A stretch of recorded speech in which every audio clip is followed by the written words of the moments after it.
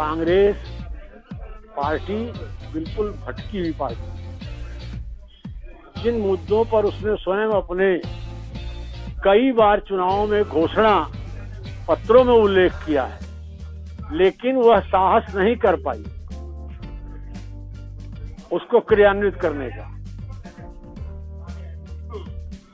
और किसानों की 20 वर्षों से यह मांग रही है कि उनको उपज का उचित मूल्य मिले, उनको औद्योगिक रूप से आगे बढ़ने का अवसर मिले, उनको फसलों पर कहीं भी फसल बेच सकने की छूट मिले।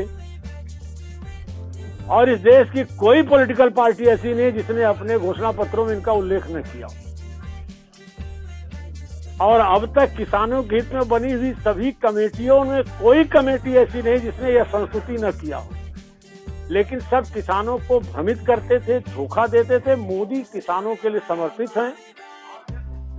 जब से सरकार बनी, चाहे मृदा परीक्षण का कार्ड हो, फसल बीमा हो, किसान सम्मान निधि हो, तमाम प्रकार से किसानों के हित में फैसले लेते गए। संपूर्ण देश के किसानों को बेहतर कृषि उपज का दाम मिले, देश में कहीं भी उत्पाद बेच सकें, उसका अवसर देने के लिए, और पूरी तरह यह सुनिश्चित करते हुए कि एमएसपी निरंतर बढ़ती रहेगी, मिलती रहेगी, मंडियां भी चलती रहेंगी, साथ में किसानों को यह अतिरिक्त सुविधाएं मिले। लेकिन चूंकि मोदी के व्यक्तित्व और भाजपा और राजग के प्रभाव से लगातार हो रही उस पार्टी की जीत से सारे विपक्षी हताश और निराश हैं। इसलिए वो कहीं भी मुद्दा विहीन हालत में मुद्दा खोज रहे हैं, मुद्दा बना रहे हैं। जनता और किसानों का समर्थन उन्हें नहीं है।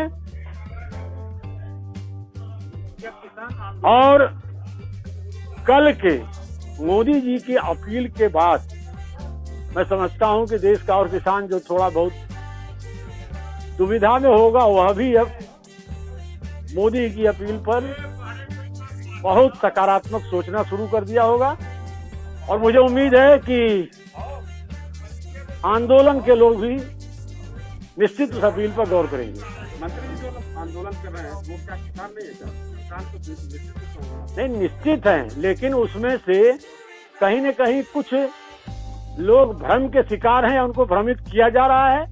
और हो सकता है कुछ लोग उसमें आढ़ती लोगों के कुछ हितों पर, जो एक निश्चित पंजाब जैसे राज्य में, अब उदाहरण के रूप में इस देश में भारतीय खाद्य निगम करोड़ों मीट्रिक टन राशन खरीदता है सार्वजनिक वितरण की दुकानों से, लेकिन ऐसा संगठित पंजाब का सेटअप है कि पूरे देश को 80% वह अनाज केवल पंजाब से ही खरीदना पड़ता है। तो उनको लगता है कि हमारे हितों पर चोट पड़ सकती है। देश में अनेक जगह वो लोग अपना गेहूं चावल खाद्य विभाग को बेचेंगे, तमाम संस्थाओं को बेचेंगे। तो ये कुछ कारण हैं। चर्चाएं हो रही है कि जो आंदोलनकारी है ये वही आंदोलनकारी है जो एनआरसी का जो विरोध करते हैं। नहीं, कुछ पोस्टर वहां आपत्तिजनक लगे, इस नाते इन चर्चाओं को बल मिला। फिर भी उन आंदोलनकारियों को हमारी सरकार पूरी मर्यादा दे रही है। आप देख रहे होंगे कि सरकार लगातार बातचीत कर रही है, लगातार पहल कर रही है। आंदोलन में गलत दिशा में न जाए, वो भी आंदोलनकारी कोशिश है। सरकार भी कोशिश कर रही है कि किसानों का कोई दुरुपयोग न करे। सरकार पूरी देश के प्रधानमंत्री ने उनसे अपील की, इतनी तमाम टिप्पणियों के बावजूद। और आपको नहीं लगता कि आप देश में, मैं खुद अनेक आंदोलनों का हिस्सा रहा हूं, ऐसा आंदोलन पहली बार देख रहे होंगे आप लोग, जहां मसाज भी हो रहा है, पार्लर भी चल रहे हैं। तो आपको नहीं लगता है कि इसके पीछे कुछ ऐसे तत्व हैं जिनके आम किसानों को मोदी की पहल है लाभ देने का, उससे कुछ निहित लोगों को जरूर उनके हितों पर चोट पहुंच रही है। इस नाते हो सकता है ऐसा वो उसके पीछे खड़े हों। मंत्री जी, आंदोलन जल्दी समाप्त नहीं हो पा रहा है, इससे गलत संदेश जा रहा है। इसके साथ सरकार क्या करे? अब सरकार तो वार्ता के 1 नहीं 6 राउंड कर चुकी। प्रधानमंत्री खुद सामने आके अपील किए। उद्देश्य यही नहीं है कि आप सही समझें, और आज तक किसी देश में जिद पर कोई विषय का समाधान नहीं होता। सरकार कह रही है कि तर्क और तथ्यों, सरकार कहीं अड़ियल नहीं, सरकार कह रही है तर्क और तथ्यों के साथ आइए, जो संशोधन करना होगा उस पर हम तैयार हैं। लेकिन ये जिद करना है कि नहीं तीनों कानून रद्द करिए, तो संसद के इतने बहुमत से पारित कानून के पीछे क्या कोई तर्क नहीं है? महेंद्र नाथ पांडे एक किसान परिवार से हैं, गांव में हैं, आपको क्या लगता है कृषि बिल किसानों के हित में है? क्या कहना चाहेंगे? बिल्कुल किसानों के हित में है, किसानों के हित में है। और मैं पुनः स्पष्ट कर रहा हूं, आज एक दो नहीं, जितने दल हैं इस देश की और जितनी किसानों के सामने कमेटियां बनी हैं, सबकी संस्तुतियां हैं कि मंडी के चक्रव्यूह से किसानों को निकाला जाए।